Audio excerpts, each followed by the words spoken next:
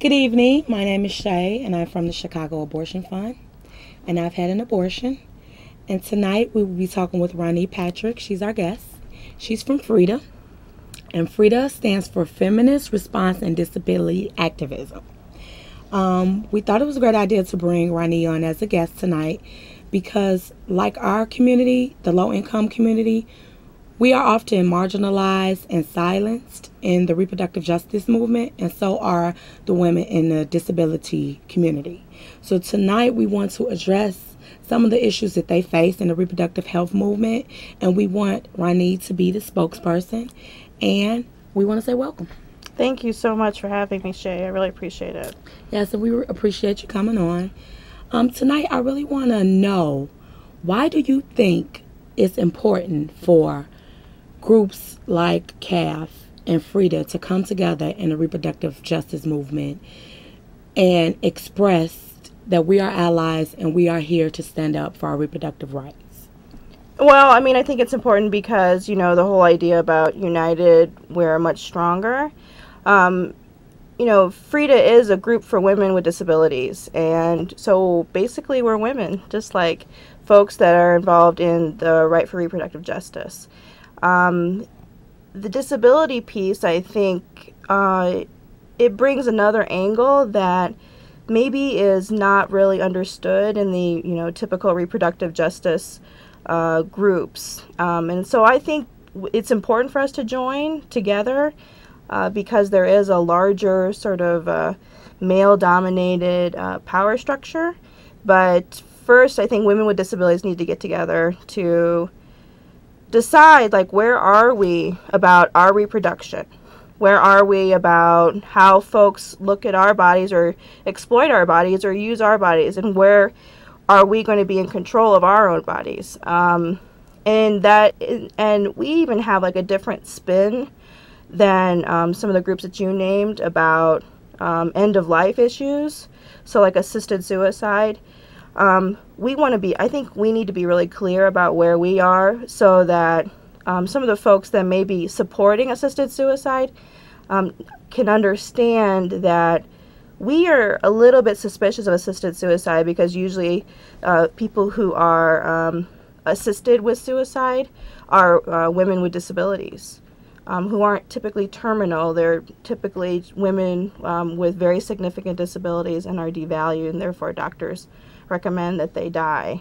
That's a little bit misunderstood in the reproductive justice movement, and I think that it's important for women with disabilities just to be clear about that before we join forces all together. But first of all, we are women, and so that's really critical in terms of joining us all together.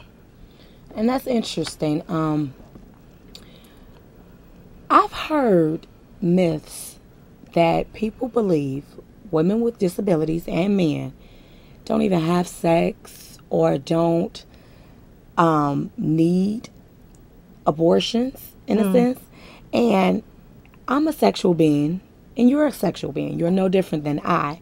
So I would like to just touch on a little bit so that you can educate people that people with disabilities are sexual beings. They have desires, they have needs, and sex and abortion is a real issue. Yeah, I mean, I'm so glad that you said that because I think that a lot of us are seen as asexual without sexuality. And then folks, because of that, because we grow up in this kind of society, we think that about ourselves. And so we aren't, I think, shy away from expressing our sexuality. And that's like very radical for those folks that come out and say, look, I'm sexy, or look, I want to be with you in a sexual way. Or I want to get more information, or I masturbate and I want to know, how do I do it better? How do I make my, it's like using toys and things like that, but the toys have to be accessible. So something that we can use, with our disabilities. That kind of stuff is, very, hush hush, but it's true. We're people. But there's a whole bunch of information that is written for people with disabilities because there's not a lot of information out there about us for ourselves. And then, I mean, that's kind of like, for me, that's the most important thing, is that people with disabilities understand and embrace their own sexuality.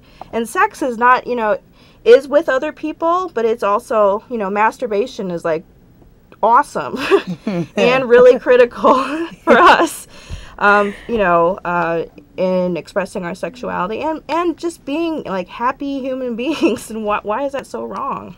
Right. And then that does lead to us understanding about protection, about understanding about all the different, or the spectrum of sexual health, and that includes abortions.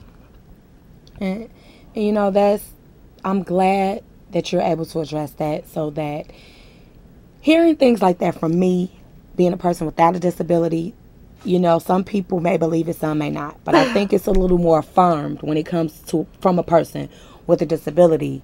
And knowing that sex and abortion is a real issue in your community, have you ever had any experience firsthand or secondhand with abortion? For me, I actually, my mother has had an abortion, and she has had 2 abortions. She's been with my father since she was 17, and they met actually during the Vietnam War, and then, well, and in Vietnam it's called the American War, but anyway, but my mom became pregnant, and so they had set up sort of like a secret path, like sort of like an underground, where some Buddhist nuns actually helped her to get the abortions that she needed. And it was the first abortion she had was late term, and so she remembers the fetus, you know, seeing the fetus, and so it was something that she talked about when we were growing up. And so, you know, it's something that was a choice of her own. And my dad, even though he's a conservative person and he does vote Republican, he is somebody that says that abortion is something that women need to decide, because he himself knew that that was the best choice that my mother could make in her life, because he admits that he wasn't around to be supportive of her in that situation. And so she made that choice, and that's really knowing that in my own past and understanding that I understood early that that has to be legal in our country and in our world. So very true. We have a caller, so we're going to go ahead and take this call. You know, Hello? one of the things that do women really realize, well, abortion is really a surgical procedure, and every time a woman have an abortion, it's always the possibility of wind up leaving scar tissue? So, abortion is very much an issue, a real issue in your community, and also sexuality.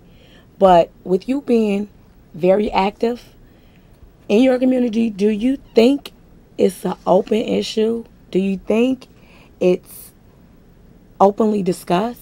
Because